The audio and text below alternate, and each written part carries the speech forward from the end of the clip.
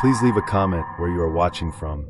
I had never been great at dating, or socializing, or doing much of anything that required speaking to strangers without rehearsed lines. I was 24, freshly out of college, and living in a small apartment in Boise, Idaho, trying to figure out how to transition from being the quiet kid in class to someone who could hold a conversation on a date without breaking into a full-body sweat. I had read books about confidence. I had watched YouTube videos about posture and eye contact. I had even gone so far as to practice small talk in the mirror. But nothing quite prepared me for Amelia. I met her on an app called Lantern, one of those designed for introverts. You filled out essays instead of bios, and the app matched people based on long-form answers instead of swipes. Amelia's profile was warm, funny, and full of dry wit. She loved obscure horror films, worked as a veterinary tech, and had a dog named Salem who judged all her dates harder than her dad ever could. We messaged for 3 weeks before deciding to meet. Our conversations were easy, not entirely effortless. I still rewrote every message 3 times, but they flowed. She was patient with my awkwardness, and when I told her I didn't go on many dates, she said, "That's okay. I'm not many people's first date either. Just their favorite." We made plans to meet for dinner on a Friday night at a Thai restaurant she liked downtown.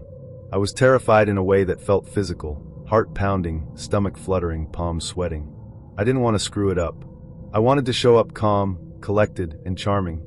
So I did something incredibly stupid. I took kratom. For those unfamiliar, kratom is a plant-based supplement used in some places to manage pain and anxiety. It comes from Southeast Asia, and depending on the strain and dosage, it can function like a stimulant or a sedative. I'd heard about it from a guy at work who swore it helped him with social anxiety. "Take a little," he said, "and it's like all your nerves go quiet, but you're still alert. Just don't take too much." I bought a small bag of green vein powder from a local smoke shop and mixed 2 teaspoons into a smoothie around 5 p.m. I'd read that the onset was about 30 to 40 minutes, but I didn't feel anything by 6, so I took another teaspoon. Big mistake. By the time I arrived at the restaurant at 6:45 p.m., I felt like I was floating just slightly outside of my body. My vision had a soft blur around the edges, like the world had been gently airbrushed. My tongue felt thick in my mouth, but my anxiety had receded to a dull background buzz. I thought at first that maybe I had nailed it, found the perfect formula to be a normal person. Amelia arrived right on time. She wore a green cardigan and black jeans, her curly auburn hair pulled up in a loose bun, a few strands framing her face. She smiled when she saw me, and I somehow remembered to stand up and greet her like a human being. "Hey," she said. "You made it." "Yeah," I replied, trying not to slur. "Wouldn't miss it." We sat down and ordered drinks, Thai iced tea for her, water for me. I was determined not to mix anything else into my already risky cocktail of herbal supplements and nerves. At first, things went well. I asked her about her job, and she told me a story about a cat that had escaped mid-procedure and climbed the curtains in the exam room. I laughed at the right places. I even told a story of my own, about the time I locked myself in my own garage by accident because I'd forgotten the door needed a key from the inside. But halfway through the appetizer, vegetable spring rolls, I started to feel wrong. It began as a queasiness deep in my gut, like a low tide pulling back. Then came the cold sweat. My skin felt clammy, and I could feel moisture gathering under my arms and behind my knees. My heart rate, which had been steady, suddenly kicked up like an engine revving too fast. Amelia was in the middle of a sentence when I interrupted her. "I'm really sorry," I said, standing too quickly. "I need to use the restroom." She looked concerned but nodded. "Of course." I walked, staggered, toward the back of the restaurant, gripping the wall for balance. The hallway to the bathroom stretched longer than it should have, and by the time I reached the door, I was fighting the urge to vomit all over the tile floor. I barely made it into the stall before everything came up. It was violent. My body convulsed with a force I didn't know it had. I vomited once, then twice, then again, until it felt like my stomach was trying to turn itself inside out. I clutched the toilet like a life preserver, gasping, sweating, and trembling. At some point, a knock came on the door. "Sir? Are you all right?" It was a server, his voice cautious. I tried to respond, but only managed a groan. Another wave hit me, and I vomited again, dry heaving this time. My vision blurred, and I felt myself slide sideways, cheek pressed against the grimy tile floor. That's where they found me. I came to with the paramedics kneeling beside me, their voices muffled and distant. like they were speaking through water. One of them shined a light in my eyes. Another asked me my name. I mumbled something. I don't remember what. They loaded me onto a stretcher in the back hallway. I caught a glimpse of Amelia standing near the kitchen, a hand over her mouth, eyes wide with concern, and maybe something else. Pity maybe, or horror. At the hospital, they ran tests. I explained, haltingly, what I had taken. The nurse gave me a look that hovered between judgment and sympathy. "You're lucky," she said. "That stuff's not regulated. People think it's safe because it's sold in stores." "I just wanted to calm down," I whispered. She didn't respond. I was discharged 5 hours later with fluids in my veins and a pamphlet about supplement toxicity in my hands. My phone had blown up with texts from Amelia. "Hey, are you okay? They said you passed out. Should I call someone for you? You don't have to explain, but I'm worried." I didn't reply until the next day. "I'm really sorry. I took something I shouldn't have. I didn't mean for the night to go like that." She replied within minutes. "You don't owe me an apology. I'm just glad you're all right. If you ever want to talk, I'm here." That was the last message we exchanged. We never went on a second date, but something shifted in me after that night. Not just the embarrassment, though there was plenty of that, but the realization that I didn't need to drug myself into being someone I wasn't. I had made a fool of myself trying to be normal, trying to perform confidence like it was a role in a school play. I started going to therapy that fall. I told my therapist about the kratom incident, expecting him to laugh or shake his head. Instead, he nodded slowly and said, "You were trying to feel safe in the only way you knew how." That stuck with me. I met Claire on a Sunday afternoon, while waiting in line at a local bookstore's cafe. We both reached for the same copy of a poetry collection, one of those small, sad books with a minimalist cover that's always displayed near the register. She laughed, said, "You have good taste," and I responded with something equally forgettable. 5 minutes later, we were sitting at a tiny table with coffee cups between us, talking about everything from music to why the self-help section is always next to the cookbooks. It was spontaneous, easy, and surprisingly warm. We exchanged numbers, and over the next few days, we texted often. Her messages were clever, peppered with obscure quotes and references to art I pretended to know more about than I did. She seemed confident, curious, a little intense, but in a way that made you lean in, not pull back. She suggested dinner the following Friday, and picked a cozy Mediterranean place tucked between a florist and a boutique yoga studio. The kind of restaurant with too many candles and a menu that used words like infused and drizzled a bit too liberally. I arrived a few minutes early. Claire was already there, seated by the window, wearing a navy dress and spinning her water glass slowly between her fingers. She smiled when she saw me, and we hugged lightly, just enough to acknowledge the familiarity we were building. The first 20 minutes were effortless. We talked about books, childhood pets, travel dreams. She had a magnetic way of speaking, pausing just enough to make you feel like your silence was part of the conversation. Then, somewhere between the hummus appetizer and our entrees arriving, the topic of therapy came up. I mentioned casually that I'd started seeing someone last year after a rough patch at work. Nothing dramatic, just burnout, anxiety, the usual millennial exhaustion. I said it helped me gain clarity, learn to set boundaries, and quiet the noise in my head. Claire's expression shifted. She tilted her head, set down her fork, and said, "You've really been to therapy?" I nodded. "Yeah. Why?" She waved a hand dismissively. "I just don't believe in all that." I blinked. "All what?" "Therapy," she said plainly. "It's a scam. People pay strangers to tell them things they already know. It's just a crutch for people who can't handle life." My stomach nodded. I tried to laugh it off, assuming she was joking. She wasn't. I mean, she continued, "People used to just deal with things. You had a bad day, you moved on. Now everyone needs a trauma label for having a hard week." I stirred my drink, unsure how to respond. "It's helped me," I said. "It's not about labeling everything. It's about understanding yourself." She shrugged. "Sounds like you just needed to toughen up."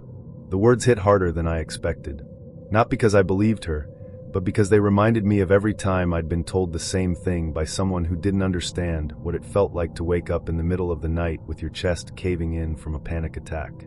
I wasn't looking for her approval, but I also wasn't prepared for such blatant dismissal. "I think mental health is more complicated than that," I said carefully. Claire rolled her eyes. "We're just overdiagnosed and overcoddled. Everyone wants to be a victim now." I set my fork down. The food, which looked beautiful a moment ago, now felt heavy. "I'm not trying to be a victim," I said. "I just want to be healthy." She sighed like I was the one being difficult. "I'm just being honest," she said. "Most of the people I know who go to therapy just like hearing themselves talk. It's indulgent."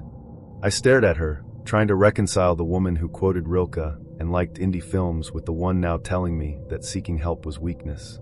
It wasn't just a red flag, it was a billboard. I didn't argue. I didn't try to change her mind.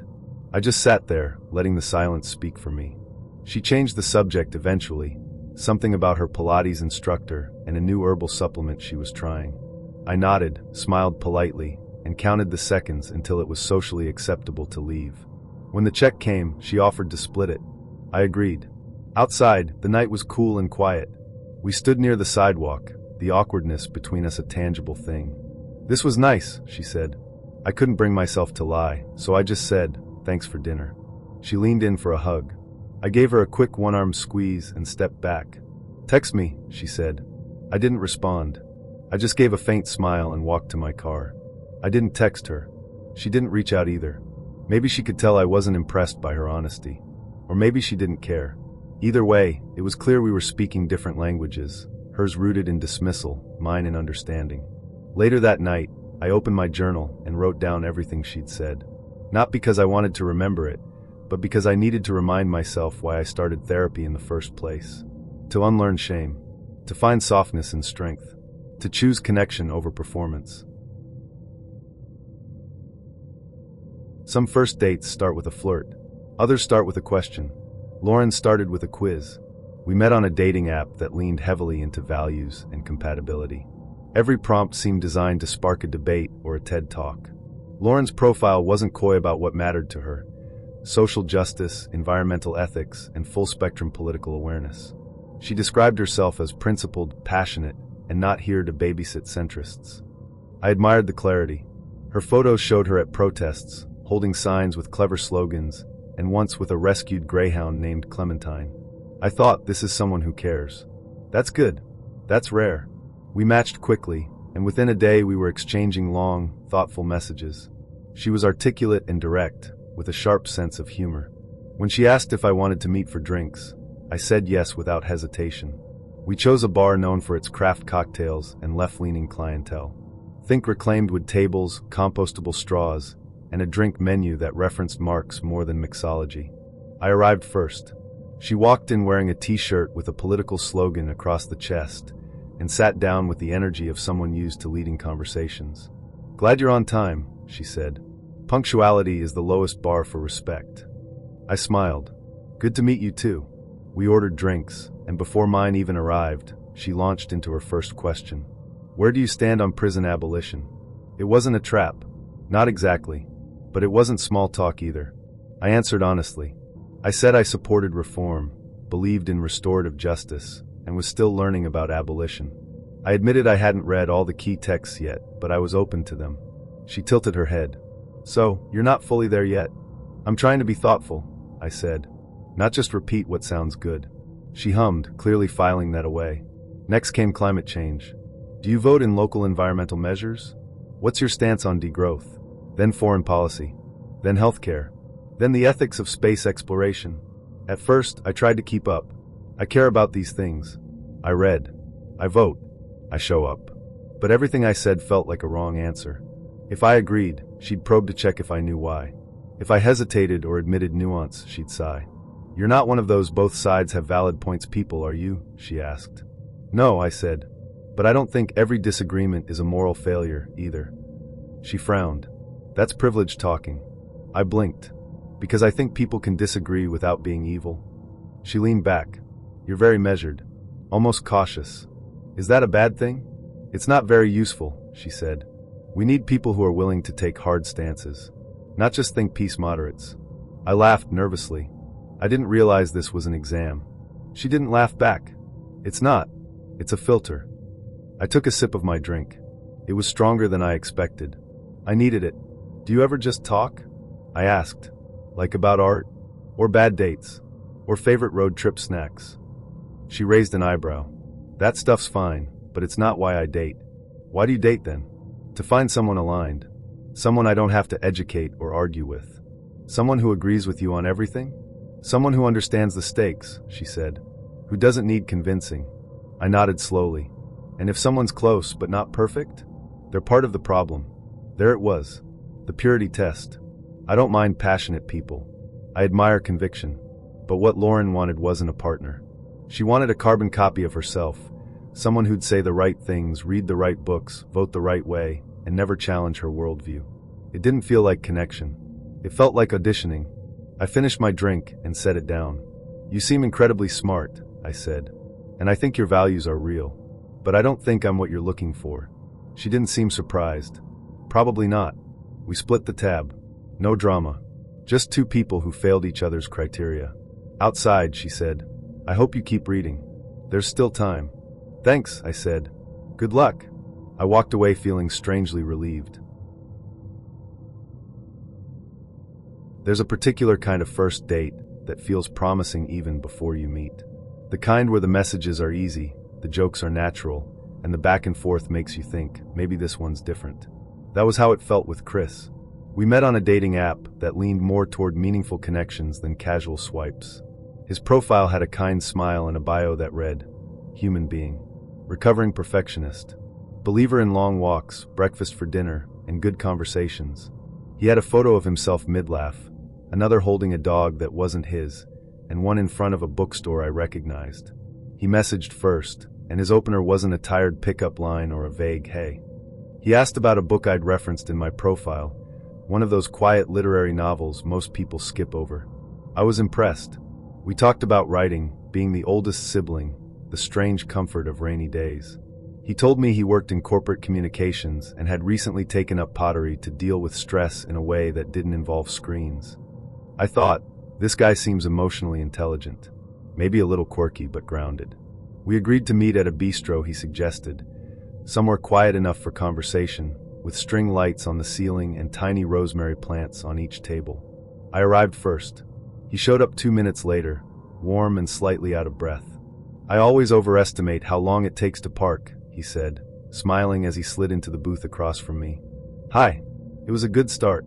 Easy like our messages. We ordered drinks and appetizers, goat cheese croquettes and roasted olives, and settled into what felt like a real conversation. He asked thoughtful questions, told a great story about a disastrous cooking class he took with his sister. We laughed. A lot. By the time our entrees arrived, I found myself relaxing in a way I hadn't on a date in a long time. There was no awkwardness, no performative charm. Chris was just himself. Or so I thought.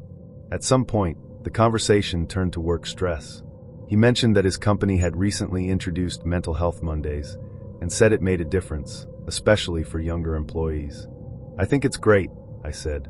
I started therapy last year, and it's helped me more than I expected. Chris paused mid-bite. Oh, he said, blinking. You go to therapy? Yeah, I said. Weekly. It's been a game changer. He gave a little shrug and went back to his food. Interesting. That was the first shift. Subtle, but there. I didn't think much of it at first. It's not uncommon for people to be unsure about therapy, especially if they haven't tried it. I figured maybe he just didn't know how to respond. But then a few minutes later, he said, I've always felt like therapy is kind of indulgent. I looked up. Indulgent? He nodded. I mean, it's fine for serious cases. Like if someone has real trauma or a mental illness. But for most people, I don't know. I think we've gotten soft. I swallowed hard. What do you mean by soft?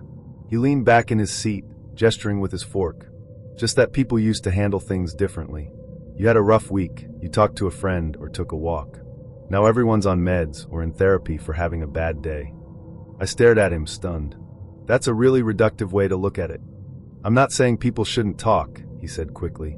But not everything needs to be pathologized. Life is hard. That doesn't mean you're broken. I felt my chest tighten. Not from fear, but from the familiar, quiet anger of being misunderstood by someone who should know better. I didn't go to therapy because I had a bad week, I said, my voice steady. I went because I was waking up every morning anxious and exhausted, and I couldn't figure out why. I wanted to understand myself better. That's not weakness. He shrugged again. I just think it's a slippery slope. You start labeling everything, and suddenly no one's responsible for their behavior anymore. It's always because of some diagnosis. I stared at him, trying to reconcile the man who'd talked about vulnerability and connection with the one now dismissing the very tools that make those things possible. Have you ever been in therapy? I asked. No, he said. I've never needed it. That word, needed, landed heavily. As if therapy was only for people who couldn't hold themselves together. You know, I said slowly, not everyone who goes to therapy thinks they're falling apart. Some people just want clarity, or to break patterns they didn't even know they were repeating. He smiled, but it didn't reach his eyes. Sounds like something a therapist would say. That was when I knew this wasn't just a difference in opinion.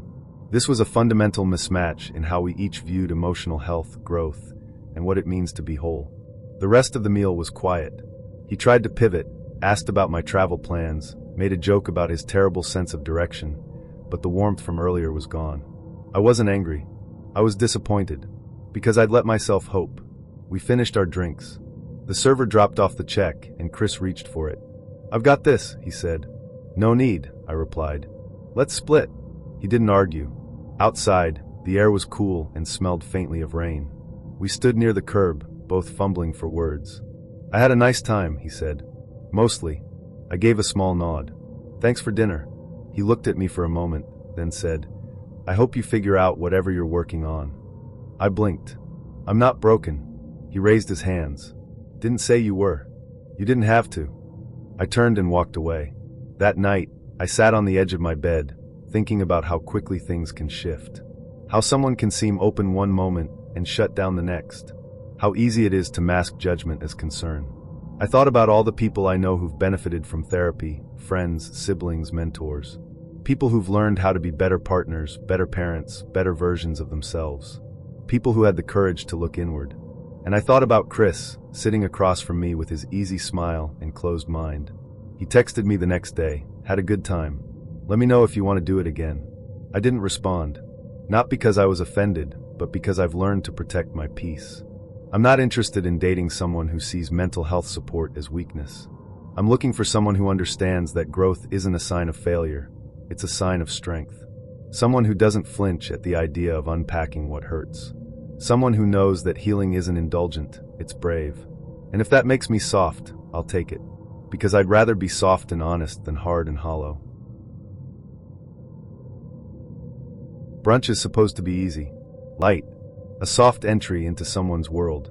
That's what I told myself as I waited outside the cafe Jessica had chosen, an airy spot with hanging succulents and a chalkboard menu that used words like wholesome and nourishing.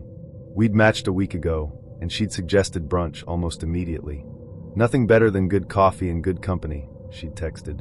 Her profile was full of energy, travel photos, a picture of her holding a baby, her niece, she clarified, and a bio that read, nonprofit worker, future dog mom, and 100% ready for real life. She arrived right on time, wearing a light denim jacket and a floral dress that matched the cheerful tone of her messages. She greeted me with a quick hug and a bright smile. You're already seated, she said. I like punctuality. We ordered quickly. She went for avocado toast and turmeric tea. I got French toast and black coffee. The first stretch of conversation was easy. She talked about her job at a community center, her passion for early childhood development, and her recent trip to Portugal. I told her about my work in content strategy, my cat Milo, and the time I got lost on a hiking trail and ended up at a wedding I wasn't invited to. It was going well, until she leaned in smiling and asked, So, do you see yourself having kids someday? I paused, not because I didn't know the answer, but because I'd been here before. I took a sip of coffee. Actually, no. I don't think I want kids. Her smile didn't falter, but something shifted. Really? Like not ever? I nodded. It's something I've thought a lot about. It's not for me. She leaned back, brushing a strand of hair behind her ear. That's surprising. You seem nurturing. I care about people, I said. But that doesn't mean I want to be a parent. She tilted her head. But don't you think you might change your mind? People do. Especially when they find the right person. I forced a smile. I don't think I'm just waiting to be convinced. She laughed, but it was tight. I used to say the same thing. Then I hit 30 and realized I didn't want to wake up in my 40s with no one calling me mom. That's valid, I said. But not wanting the same thing doesn't mean I'm lost. She nodded, then added, It's just hard for me to imagine not wanting that. Kids give life meaning. I raised an eyebrow. My life already has meaning. Jessica took a sip of her tea, then said, "But don't you think it's kind of selfish? To not want to pass on what you've learned? Or to not raise someone who could make the world better?" I sat back. I don't think raising a child is the only way to contribute. And I'd argue it's more selfish to have kids just because everyone else is doing it. She blinked. "That's not why I want them." "I believe you," I said. "But I'm not trying to argue. I just know myself. I'm not going to change my mind in 5 years. Or 10. Jessica gave a small, polite smile. "You might. People evolve." "Sure," I said.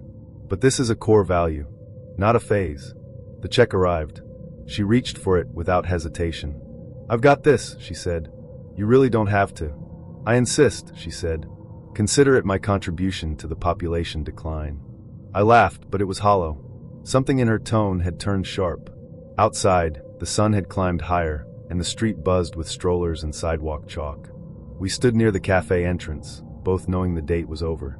"I had a nice time," she said. "Me too," I replied, meaning it in the narrowest sense. "But really," she added, "you seem like someone who'd make a great dad. Maybe you're just scared." I blinked. "I'm not scared. I'm aware of what I want." She shrugged. "Well, I hope you figure it out." I nodded. "I already have." She smiled, but it didn't reach her eyes. I turned and walked away. That afternoon, she sent a text. "This morning was lovely. I still think we have a lot in common. Let me know if you want to keep the conversation going, smiley face." I didn't reply, because I'm not looking for someone who sees me as a project or a puzzle to solve. I'm not interested in dates that feel like debates or futures that come with conditions. I want someone who listens, who trusts me when I say I know myself. Someone who respects that a full life doesn't have to include parenthood. That love isn't measured in diapers or family portraits, but in understanding. And I'd rather be alone than explained away. I met Caleb during the late stages of a particularly uninspiring winter.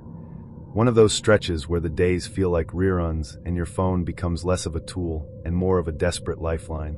After weeks of scrolling through profiles that blurred together into the same few phrases, love adventures, sarcastic banter, looking for my person, I landed on his. His bio read like someone trying to seem deep without trying too hard. Hiker, thinker, appreciator of long conversations and short bios. He used a lot of emojis, which normally would have been a red flag, but he responded with full sentences and asked genuine questions, which was rare enough to overlook the smiley overkill. We matched on an app that tried to psychoanalyze you before showing you potential dates. I'd answered over 150 insightful questions about my values, communication style, and favorite condiments. Caleb had supposedly scored high in compatibility, and after a week of messaging about everything from 90s cartoons to our mutual hatred of small talk, I agreed to meet up. I hadn't been on a real first date in months, and I convinced myself this could be something good, or at least not a disaster. He suggested dinner at a place called La Rosetta, an Italian spot downtown with low lighting and high Yelp ratings. Online it looked charming, think warm tones, rustic decor, and pictures of spaghetti that made you believe in carbs again. In person, it felt like a restaurant that couldn't decide if it wanted to be upscale or just really into tablecloths. I got there early, hoping to skip the awkward "are you my date?"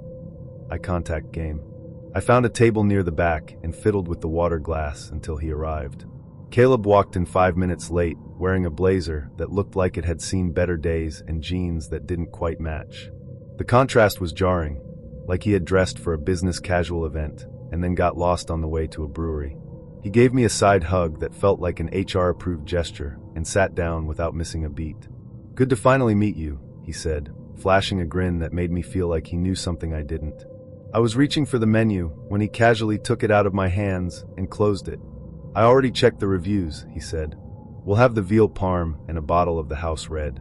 Something Italian sounding." He flagged the waiter with a snap of his fingers, not even glancing at me. I blinked. Was this a joke? Was I supposed to be impressed by this level of assertiveness? At first, I laughed awkwardly, thinking he was being ironic. But he wasn't. He leaned in and said, "You'll love it. Most women I date appreciate a man who takes charge." That was the moment I knew I was in for a long night. I tried to pivot the conversation to something light: music, weekend plans, our mutual dislike of pineapple on pizza. But Caleb swerved into a monologue about how society has been upside down since the 60s. He talked about how men were losing their voices and how feminism was no longer about equality but about revenge. I wasn't sure if I should interrupt or just let him burn himself out. I picked the second option, hoping he'd tire himself out like a toddler mid-tantrum. But instead, he doubled down. He told me he was an independent thinker, which I later learned translated to Reddit threads and a podcast hosted by a guy who once got banned from Twitter for hate speech. He explained with a straight face that he didn't think women should vote because they vote with their emotions, and that's why society's so divided. I stared at him, fork frozen halfway to my mouth. It was like watching someone try to explain history through a YouTube conspiracy video. The couple at the table next to us glanced over, their expressions somewhere between pity and disbelief. I took a sip of wine to avoid saying what I was thinking. Every time I emptied my glass, Caleb refilled it like he was doing me a favor. The food arrived, but I'd lost my appetite. I thought about eating just to pass the time, but I couldn't stop picturing myself flipping the plate into his lap and walking out. Halfway through the meal, he asked if I wanted to go back to his place and watch Jordan Peterson videos. I gave a nervous laugh and told him I had an early morning. He nodded solemnly and said, "I respect discipline in a woman. It's rare these days." We sat in silence waiting for the check. He paid, which surprised me, but not before declaring, "I don't believe in splitting the bill. Some traditions are worth keeping." I nodded, not in agreement, just in survival. The walkout felt like a marathon. At the curb, he tried to hold my hand. I faked adjusting my bag. He leaned in for a hug, and I gave him the kind of one-arm gesture you reserve for a dentist you hope to never see again. "Let's do this again sometime," he said. "Yeah, maybe," I mumbled, already walking away. When I got home, I blocked him before I even took off my shoes. I wasn't angry, just baffled. The whole date felt like a parody, like someone had dared him to say the most offensive things possible while still expecting a second date. I've told the story to my friends a dozen times now. We laugh about it. Caleb, the guy who thinks chivalry is ordering your food for you and democracy should exclude half the population. The guy who thought pouring wine and quoting fringe forums made him a gentleman. But the truth is, it stuck with me, not just because of how absurd it was, but because it reminded me how easy it is to ignore red flags in the first 15 minutes when you're trying to be optimistic. When you're telling yourself people deserve a chance. When you're trying not to give up on dating altogether. But some people don't hide who they are. They say it out loud, clear as day, like they expect you to applaud their boldness. And you just sit there, holding a fork, wondering how fast you can eat your overpriced veal without choking so you can get out without making a scene. So lesson learned. No more dates with men who call themselves truth seekers. That's just code for someone who doesn't want to hear yours. I've always been a night owl. Something about the silence after 1 a.m. makes the world feel smaller, like everything has slowed down enough to make sense. That's probably why I was on an app called Nightlight at 2:17 in the morning, half awake and half curious. I lived in a modest studio apartment in Madison, Wisconsin, top floor of an aging brick walk-up on Monroe Street. The place had a slanted ceiling, a leaky kitchen faucet, and a radiator that hissed like an angry cat, but rent was cheap, and it was mine. I'd just turned 28, and after a string of dating failures that ranged from forgettable to mildly traumatic, I wasn't looking for anything serious. But I also wasn't looking for what I got. His name was Miles. I remember the first message he sent me. It was short, direct, and oddly formal. "You seem like someone who doesn't waste time. Want to meet up tonight?" I almost ignored it. Usually I'd flag a message like that as a red flag, too forward, too vague. But his profile intrigued me. He was 31, a paramedic, originally from Oregon. No shirtless gym selfies, no weird group photos. Just a few dimly lit pictures of him in various places. Holding a coffee in a snow-covered field, standing at the edge of a dock, reading a book I had actually read. His smile was lopsided but kind. I replied, "Tonight? You mean now?" He answered within seconds. "Yeah, why not?" I stared at the screen for a long moment. I should have said no. I knew better. But it was a Wednesday, I had the next day off, and I was feeling impulsive, lonely if I'm being honest. So I said yes. We agreed he'd come over. I sent him my address, and he said he'd be there in 20 minutes. I looked around my apartment in mild panic. Dishes in the sink, laundry on the floor. I shoved everything into one corner, brushed my teeth again, and put on a hoodie over my tank top. By the time I heard the knock on my door, I was already regretting it. I opened it carefully. He stood there, taller than I expected, wearing a dark gray coat and black jeans. His hair was tousled in a way that looked accidental, but probably wasn't. He had a messenger bag slung over one shoulder. "Miles?" I asked. "Yep," he said, smiling softly. "Sophie?" "Yeah." We stood there awkwardly for a moment before I stepped aside and let him in. As he walked past me, I caught the scent of antiseptic and mint. Clean but clinical. My apartment was dimly lit, just a floor lamp by the couch and some fairy lights strung along the window. He looked around, took it in, and said, "Cozy." "Thanks," I replied. "Want some tea or water or something?" "Water's fine." I handed him a glass and sat down on the edge of the couch. He sat beside me, not too close, not too far. We made small talk for a while. He told me a bit about his job, long shifts, emotional burnout, the weird camaraderie of ambulance teams. I told him about my work as a freelance copywriter, how I sometimes stayed up all night editing articles for clients in other time zones. Conversation flowed easily, and I started to relax. There was something calm about him, almost too calm. Still, he seemed gentle and respectful, no overt flirtation, no leering glances. Just quiet attentiveness. Eventually, he asked, "Mind if I take my shoes off?" "Go ahead." He slipped them off and pulled his legs up onto the couch. "Mind if I crash here for a few hours?" "I've been up since yesterday morning." I blinked. "You mean sleep here?" "Just a nap," he said. "I've got a shift at 7. I can be out by 6:30. I hesitated. It was 3:45 a.m. Letting a man I barely knew fall asleep in my apartment felt like the kind of decision you regret in the morning. But he looked exhausted. His head leaned back against the couch, eyes half-lidded. "Okay," I said slowly. "But couch only." He nodded, appreciative. "Of course." I handed him a throw blanket and a pillow. He thanked me, stretched out, and within minutes was asleep. I stayed up, sitting in the armchair across the room, pretending to scroll through my phone, but mostly watching him. His breathing was steady. His face looked peaceful. I tried to tell myself it was fine. He was just a tired guy. I was being hospitable. Around 4:30, I finally went to bed, leaving the door to my bedroom cracked open just in case. When I woke up at 7:15, the apartment was silent. I got up and walked into the living room. The couch was empty. The blanket and pillow were folded neatly. The glass he drank from was rinsed and drying in the sink. And Miles was gone. No text. No note. No message on the app. At first, I was relieved. Nothing bad had happened. He didn't steal anything. He didn't cross any boundaries. But then I started to feel unsettled. Why ask to sleep if he was just going to leave? I opened the app and checked our chat. His profile was gone. Deleted. Like he'd never existed. I spent the whole day running scenarios in my head. Maybe he just didn't want to be contacted. Maybe he was embarrassed. Maybe he was trying to ghost me before anything even started. Still, something didn't sit right. That night, I told my friend Jenna about the encounter over the phone. She was quiet for a beat and then said, "That's creepy." "I know," I said. "But nothing happened." He was polite. Weirdly polite. "Exactly," she said. "Too polite. It's like he was trying to cover something." I didn't sleep well that night. I kept thinking about the way he had looked around my apartment, how he had asked to sleep there so casually, like it wasn't a big deal. Like he'd done it before. A week went by. I tried to put it out of my mind. Then, one evening, while browsing Reddit, I came across a thread titled, "Weirdest Experience Hosting a First Date." Curious, I scrolled through. One post caught my eye. A woman in Milwaukee described a man she met on a dating app. Said he came over late at night, asked to nap on her couch, then disappeared before morning. No message. No profile. Just gone. She included a photo. It was Miles. Same coat. Same bag. Same lopsided smile. I felt my stomach twist. I messaged her privately. She replied within an hour. We compared notes. Everything matched, his job, his mannerisms, his timing.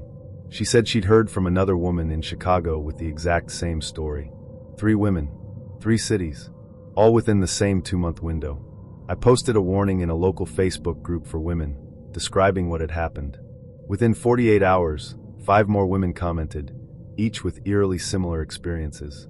Some had let him crash. Some hadn't. A few said their things were slightly out of place the next morning. Drawers open, books pulled off shelves, phone chargers missing. No one knew his real name. He never left a number. Always late-night meetups. always gone before sunrise. We started compiling information, trying to track him down. One woman said she had taken a photo of his ID when he visited her, said it looked slightly off, like a fake. Another matched his image to a photo on a local news article from 2 years earlier.